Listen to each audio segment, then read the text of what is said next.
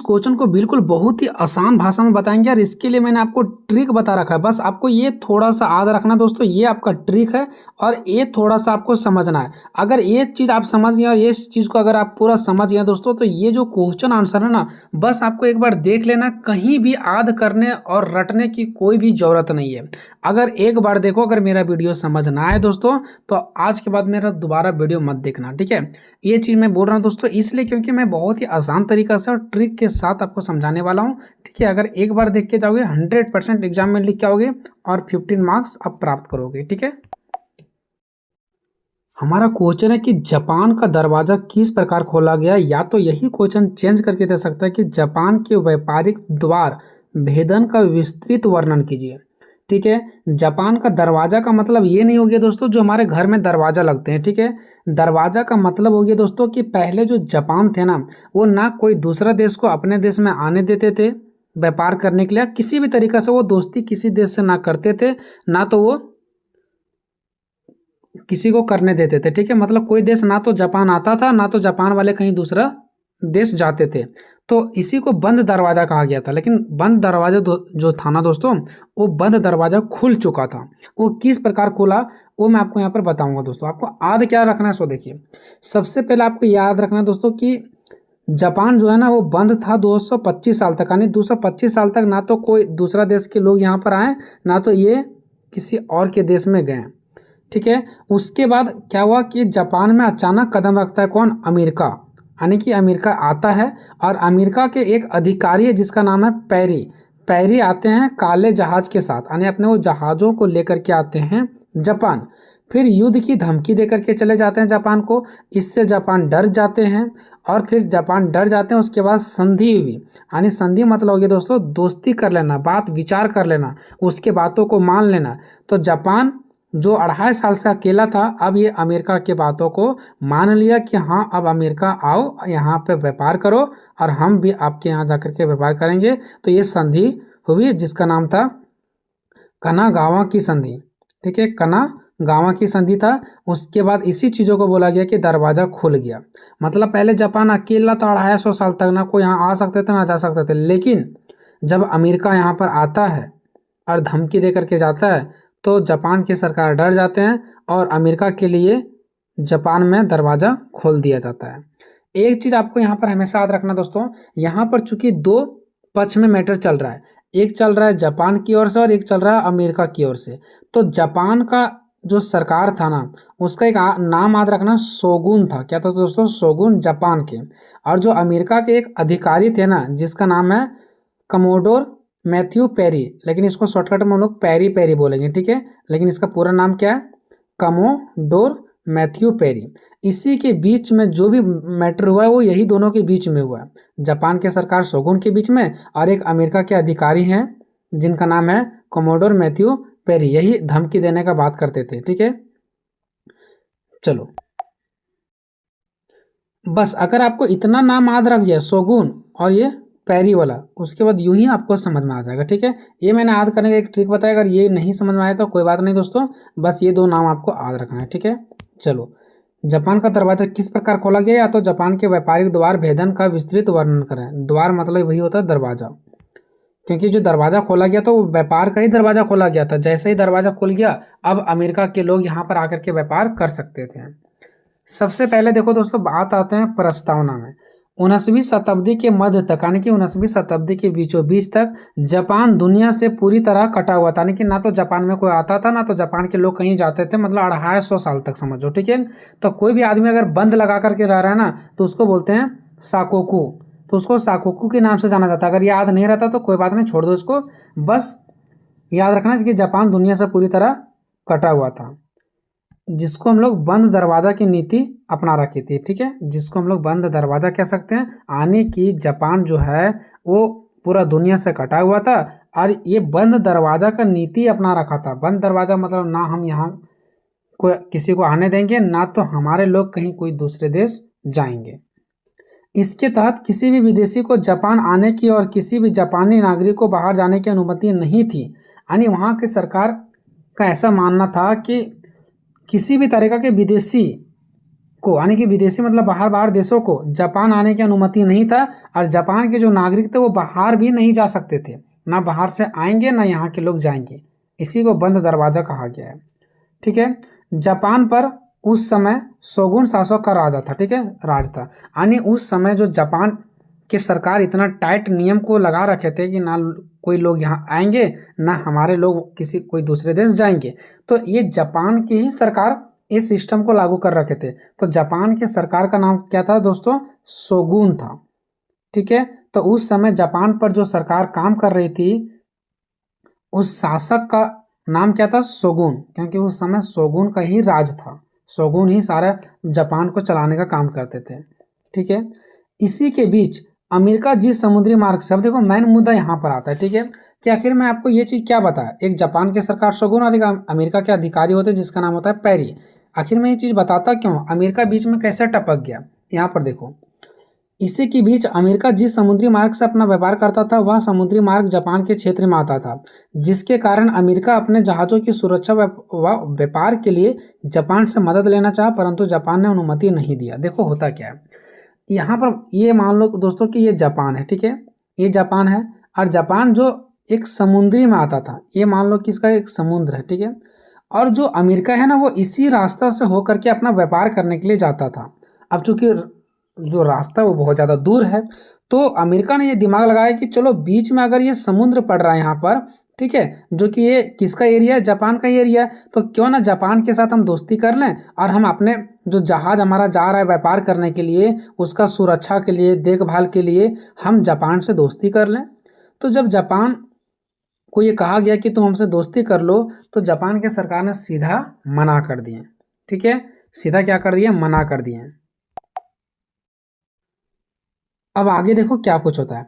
इसके बाद अमेरिका ने जापान से संधि भी करना चाहा। देखो सबसे पहले तो मदद का गुहार लगाया कि ठीक है, जापान से अमेरिका ने मदद का गुहार लगाया कि आप मुझे मदद करो, मेरा जहाज, पानी जहाज जो है यानी बड़े बड़े माल को लेकर के जा रहा है, तो आप उसका क्या करना? सुरक्षा करना, देखभाल करना। ठीक है, ठीक है। जब अमेरिका ने जापान से क्या लगाया? सुरक्षा और व्यापार का गुहार लगाया कि आप मेरा जहाज़ों को सुरक्षा करना, आप चाहो तो हमसे व्यापार कर सकते हो, आप हमारे यहाँ आ सकते हो और हमारे जहाज़ों को अपने देश घुसने के लिए दे सकते हो, व्यापार करने के लिए, लेकिन इससे में मदद करने के लिए जापान ने सीधा हाथ खड़ा कर दिया।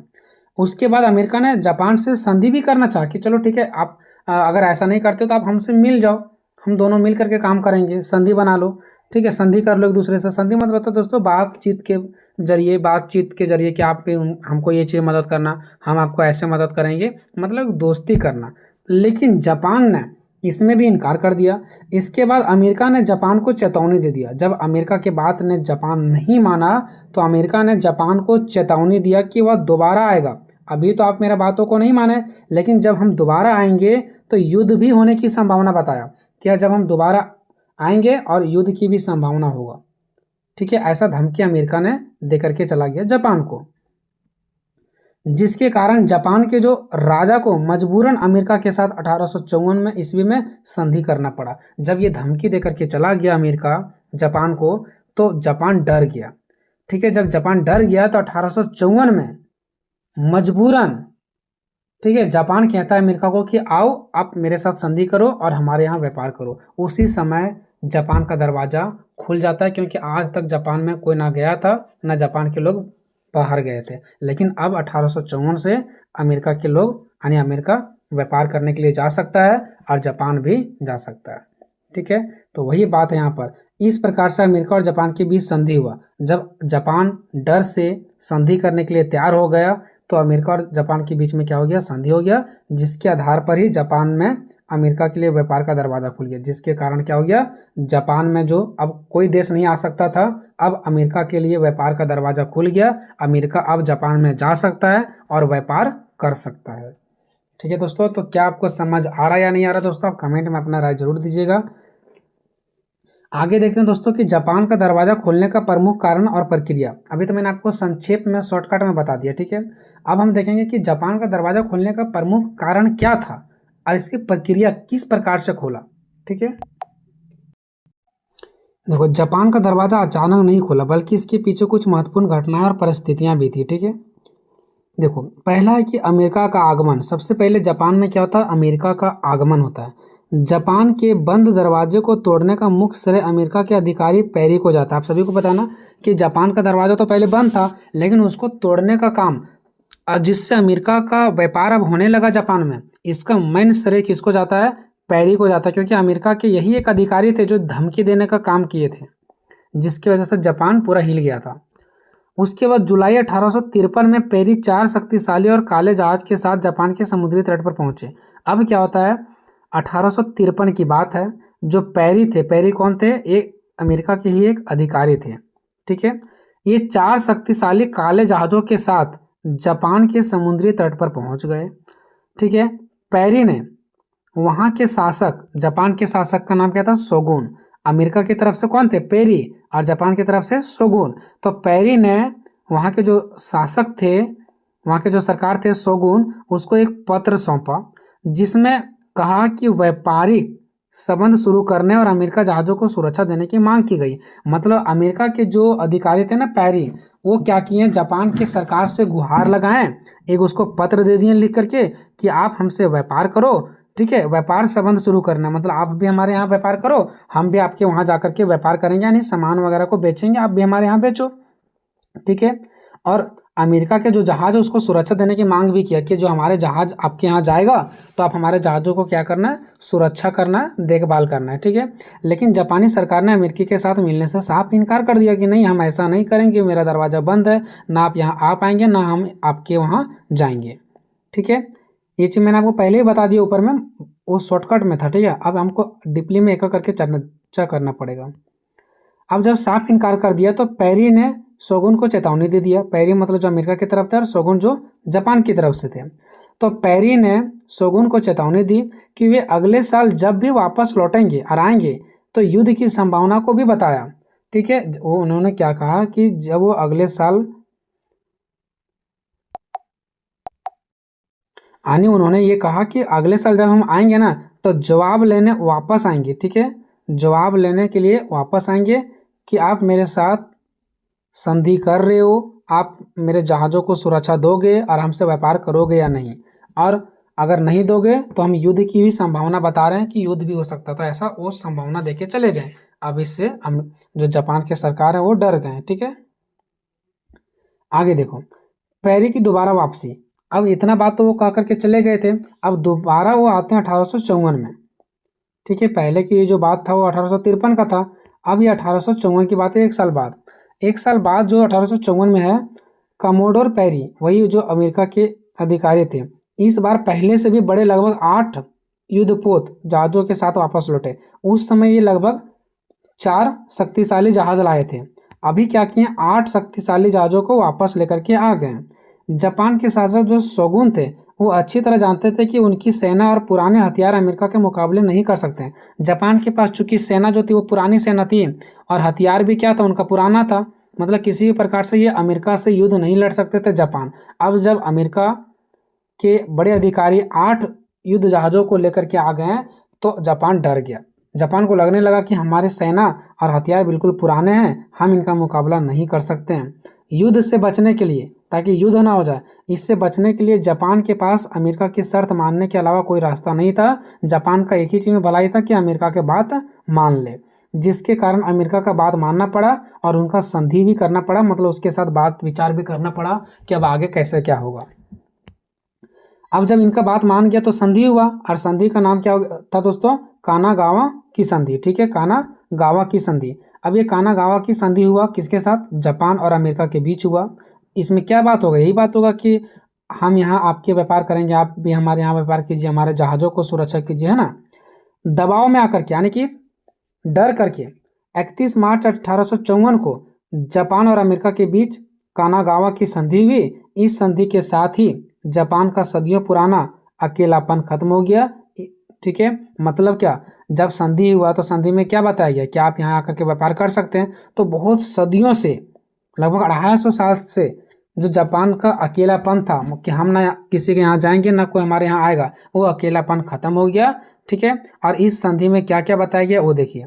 इस संधि में, इस बात विचार में पहला प्रस्ताव ये रखा गया कि जापान ने अपने 2 बंदरगाह अमेरिका के जहाज़ों के लिए खोल दिया। यानी जापान के जो बंदरगाह था, बंदरगाह क्या होता है दोस्तों? समुद्र के किनारे जहाँ पर जहाज़ वगैरह खड़े हो सकते हैं, ठीक है। तो जापान ने 2 बंदरगाह को, यानी समझो ये कि वो पानी जहाज जो होते हैं ना दोस्तों, उसका स्टेशन होता है बंदरगाह, ठीक है। तो जापान ने 2 अपने स्टेशन को, जहाज के स्टेशन को अमेरिका के जहाज़ों के लिए खोल दिया कि ये 2 स्टेशन आपके लिए, आप यहाँ आ सकते हैं। संकट में फंसे अमेरिका नाविकों, यानी कि अगर कोई संकट में अमेरिका के नाविक यानी कि नाव वाले यानी जहाज वाले फंस जाएंगे तो उसको सहायता और सुरक्षा देने का भी वादा किया गया। जापान में एक अमेरिकी वन्यजीव दूत की नियुक्ति को मंजूरी मिला, यानी जापान में, जापान का जो देखभाल होता है बंदरगाह का देखभाल, तो वहाँ पर कहा गया कि एक अमेरिका के भी दूत व्यक्ति को वहाँ पर नियुक्त किया जाए ताकि वो हमारे देखभाल करे। अगर सारे जापानी ही रहेंगे तो हो सकता है हमारे देखभाल नहीं करेंगे, तो जापानी के भी एक दूत यानी एक व्यक्ति को वहाँ पर नियुक्त की मंजूरी मिला, ठीक है। आगे देखो, जब एक संधि एक्सेप्ट हो गया, अमेरिका और जापान के बीच एक संधि हो गया, कानागावा की संधि, अब अमेरिका एक और संधि कर लिया, सोचो, हैरिस संधि, ठीक है। अमेरिका ने जापान के साथ एक और संधि कर लिया जिसका नाम है हैरिस संधि। और जब देखा गया कि अमेरिका लगातार जापान पर संधि कर रहा है तो अगल बगल के देश भी जो थे ना, वो बिल्ली की जैसा देख रहे थे, और उन लोगों ने भी जापान को अब हल्का समझने लगे। और जापान जो बहुत सालों तक दरवाजा बंद करके रखा था, अब अलग अलग देश भी आकर के जापान पर क्या करने लगा? व्यापार करने लगा। 1854 की सफलता के बाद, जब 1854 की सफलता मिला और अमेरिका ने एक संधि कर चुका था, उसके बाद एक और से अमेरिका ने जापान के साथ एक और व्यापारिक संधि की जिसे हैरिस संधि कहा गया। अब इसके बाद देखा देखी और भी बढ़ने लगा, जैसे ब्रिटेन, रूस, फ्रांस जैसे कई देशों ने जापान पर दबाव बना करके वैसे ही संधियां कर ली जैसे अमेरिका ने पहले दबाव डाल करके जापान से संधियां कर रहे थे, ठीक है। मामला और गंभीर होते गया। अब देखो दोस्तों कि जब जापान पहले 250 साल तक अपना दरवाज़ा बंद करके रखा था, अब दरवाज़ा अमेरिका के लिए खुल गया। देखा सखी दूसरा देश भी यहाँ पर आने लगे, ठीक है। इसका मतलब हम कह सकते हैं कि अलग अलग देशों के लिए भी दरवाज़ा यहाँ पर खुल गया। जब दरवाज़ा खुल गया तो अब जापान पर इसका क्या प्रभाव पड़ा? तो जापान दरवाज़ा खुलने के परिणाम देखो, तो बाकी देशों का आगमन और भी बहुत सारे देशों का यहाँ पर जापान में क्या होने लगा? आगमन होने लगा। अमेरिका के बाद ब्रिटेन, रूस, फ्रांस जैसे बहुत सारे देशों ने दबाव बनाकर जापान के साथ एक ऐसे ही संधियां कर लिया, मतलब उनके साथ बात विचार किया अपना व्यापार के बारे में कि हम भी ये व्यापार करेंगे, तुम भी करो। नेक्स्ट है दोस्तों शोगुन शाही का अंत। शोगुन शाही का मतलब ये जो शोगुन पहले जो जापान का सरकार थी उसका नाम क्या था? शोगुन था। तो अब उसको अंत हो गया। क्यों अंत हो गया? क्योंकि वहाँ के लोग नाराज थे कि आप कैसे सरकार हो जो हर दूसरे देश को हमारे यहाँ घुसने दे रहे हो, तो ऐसे सरकार हमारे किस काम की है? तो जापान के लोग खुद ही वहाँ अपने सरकार को हटा दिए। जापान के सरकार का नाम क्या था? शोगुन। तो शोगुन को अंत हो गया। जापान के लोग इस बात से गुस्सा थे कि शोगुन ने इन देशों के आगे हार मान लिया, यानी जो जापान के सरकार थे शोगुन, वो हर एक देश से हार मान जा रहे थे। अमेरिका से भी, ब्रिटेन, रूस जितने भी सारे देश आ रहे थे सारे से हार मान गए। तो उन लोग वहाँ के लोग नाराज हो गए कि ऐसे सरकार किस काम का। इसके कारण शोगुन का शासन खत्म हो गया। लोग इसको इस्तीफा देने के लिए बोल दिए। जब जापान में शोगुन सरकार थे और इससे लोग गुस्सा थे, और जब शोगुन सरकार को हटा दिया गया तो अब जापान में तो कोई ना कोई सरकार आएंगे ही आएंगे। तो वही सरकार आ गई जो पहले हट चुकी थी। पहले यहाँ कौन सरकार थी? मेइजी। मेइजी भी एक सरकार थी जो पहले हट चुकी थी। अब दोबारा इसी सरकार को यहाँ पर लॉन्च किया गया, ठीक है। तो मेइजी पुनर्स्थापना, इसका मतलब मेइजी सरकार जो पहले हट चुकी थी इसको फिर से लाया गया। तो शोगुन के हटते ही जापान की सत्ता फिर से वहाँ के राजा मेइजी के हाथ में आ गया। और हमको अब पढ़ना है क्वेश्चन नंबर जो नेक्स्ट हमारा दोस्तों वही है कि मेइजी का पुनर्स्थापना कैसे हुआ। तो जैसे ही शोगुन शाही का अंत हुआ, यानी शोगुन सरकार का अंत हुआ, उसके बाद हमारा मेइजी पुनर्स्थापना हो जाता है, यानी कि मेइजी दोबारा आ जाते हैं। पुनर्स्थापना मतलब क्या? दोबारा आ जाना। तो मेइजी सरकार जो पहले हट चुके थे अब उसको दोबारा आने का मौका मिल गया।